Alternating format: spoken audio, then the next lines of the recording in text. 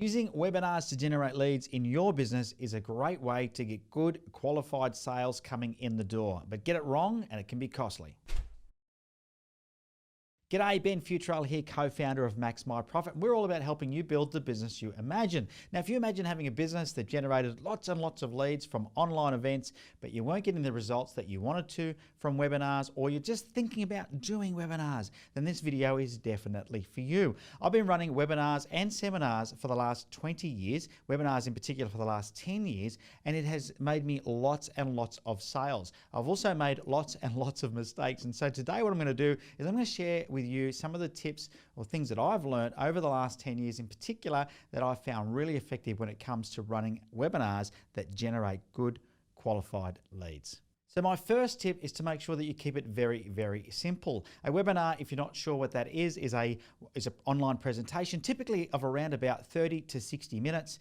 And it's very difficult for somebody who's sitting at home on a computer or in their office on a computer to be able to absorb too much information. And I see a lot of people running webinars and they try and jam as much in as they can because they're trying to value load it up as much as they can. And all that does is overwhelm the person that is on the other end of your presentation. So my rule is to keep it to a maximum of 3 key points that you're going to cover throughout your webinar.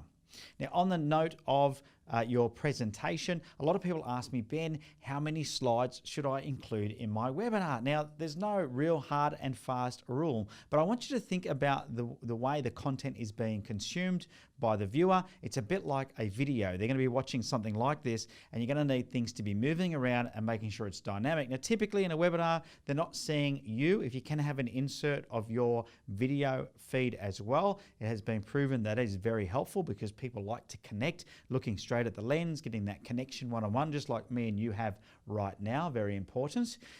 But you also need to think that it is about the movement or the changes that are happening. So when it comes to the number of slides, if you've just got 10 slides and that's all you're going to show in an hour, it's going to be a very, very long, drawn out, boring presentation. So what I recommend is at least 1 slide per 30 seconds. Don't go stacking heaps and heaps of points on one slide. Even just one word is good enough with a picture, or even no words, just have a picture can make a huge impact. And the quicker you move through your pictures and your slides, the more the screen is going to move and the more engagement that you're going to have. So make sure not only do you use words, you also use images, and that way it's going to be constantly moving and people are going to be interacted and engaged with your presentation. It's going to be much more fun for them to watch and enjoy the presentation than if it just sits on one slide with many, many points. Remembering some people might also watch the presentation on their phone, and so if you are putting lots of bullet points into one slide, the likelihood of them being able to read that on their phone is slim to none. So do yourself a favor,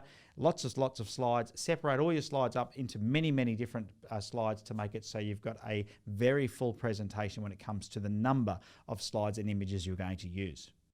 Now, my next point is going to be around promoting your webinar. Just because you've decided to create a webinar and host an event, and it is very easy these days with things like Zoom or Skype, making it really simple for you to do an online event, or even Facebook Live. Once you've got your event scheduled, you will need to promote it. And one of the ways that I've found is the most effective for promoting webinars is through joint venture partners. So find people that have a similar target market to you and ask them if they'll promote your upcoming webinar to their database, and in turn you can do the same for them. Or if you don't have a database to do that JV type of thing, you could always pay somebody to promote your webinar to their database. There's plenty of people that do it, and it will certainly be one of the most effective ways of generating registrations for your webinar. Just sharing it on social media organically is not going to be enough to give you the numbers that you need. Typically, you can rely on probably a 25% turn-up rate from those that register. But don't worry, those that don't register, of course, that register but don't turn up, you still get their details, so you still have the opportunity to talk with them. If they registered for your webinar, they were probably interested in what it is you had to offer. And what I find is I get just as many sales out of the people that don't turn up as those that do. Now, a few things that I want to share with you that have worked really well when it comes to putting your webinar together is to make sure there's a few key things that you include when you build your webinar slide deck. The first thing is that you have to earn the right. So you have to make sure that in the beginning that you show people what it is that gives you the right to be presenting whatever information it is that you have. Now, this is not a resume. You don't want to bore them with 10 minutes of your life story. What you want to quickly do is just explain how long you've been in the industry. Maybe you tried what it is you've been able to solve, and you could say, I did this, I failed, here's how I worked out how to fix it, and here's how I did it. It might be testimonials, it might be awards that you've received, but just really, really quickly earn the right, because you want to get their attention and make sure that they know that they're in the right place for the next 30 minutes, 40 minutes, hour, whatever it is your webinar length is, by giving them the confidence by what it is you've done or achieved in the past. Now, I'm sure you're like me and you've sat in on a few webinars that are dead set, so boring, all you want to do is log off or go to sleep. Well, you don't want to be one of those presenters. So make sure that your webinar is fun. And what I've found works really well is to keep it interactive. Use people's names, so you're calling people out throughout the webinar. So if you can see that there are people that have not responded to a question or that look like they're inactive based on the webinar tool that you use, then ask them a question. Ask people, before I start any webinar, I always ask people a question. The question that I use is, please find the chat box, tell me where you are and what the weather's like.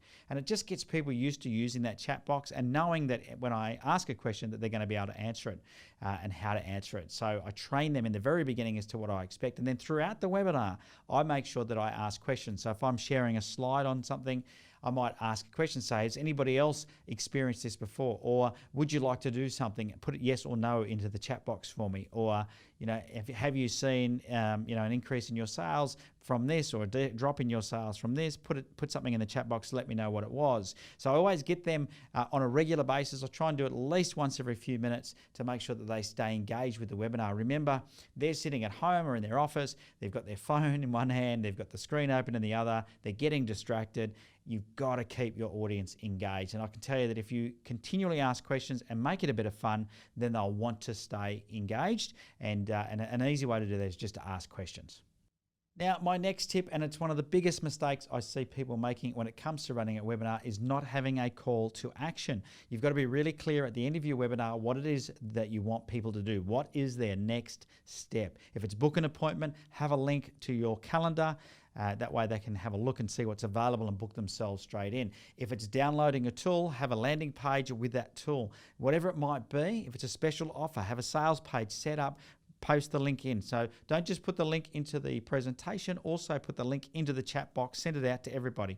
If you've got the ability through the software that you use, maybe send an email out right at the end of your presentation to everybody that's on the webinar with a link to purchase. Make it really, really clear about what your next step is. Certainly do not confuse them with too many options. Don't just put your contact details up and say, contact me if you're interested.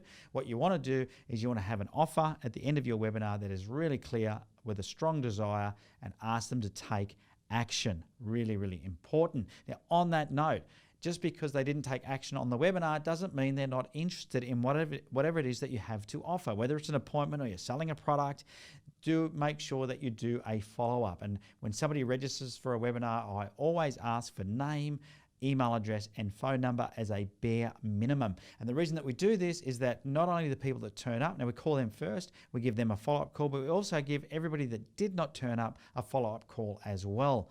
And we start off just by saying, hey, we're giving you a call because you missed the webinar. Is everything okay? And away we go, we start the conversation. And typically we find we get the same results out of those that didn't turn up as we did out of those that did turn up. So makes it really, really powerful strategy to be able to follow up your prospects after your webinar. Now, on that note, you want to make sure that you record the webinar, because now you can actually use the webinar recording as a tool to contact those that didn't turn up. The other thing that I found works really well is to send that replay out to your entire database. So if you've got a database and you can share it on social media, you can upload it onto your YouTube channel, wherever it is, but I send it out to my entire database and say, here's the webinar replay. Sorry you missed it. And what happens is a lot of people that didn't even know the webinar was on will watch the replay, they'll see the call to action, and they'll also take action at the end of that replay. And it's great leverage for your time if you've got the webinar recorded to be able to shoot that out. And the people that missed the webinar might want to replay, or they might be able to just take action straight away. So there you have it. There's my tips for running an effective webinar in your business. It is a great lead generation tool. I highly recommend running a webinar. Now, when you first start doing webinars, you might absolutely suck at it, and that's okay. Everybody sucks at it in the beginning. You've got to get really good at presenting a webinar, and don't be worried or if there's only a few people on your webinar. In fact, celebrate the fact there's a few people turning up to have a listen to you banter on for 30, 45 or 60 minutes.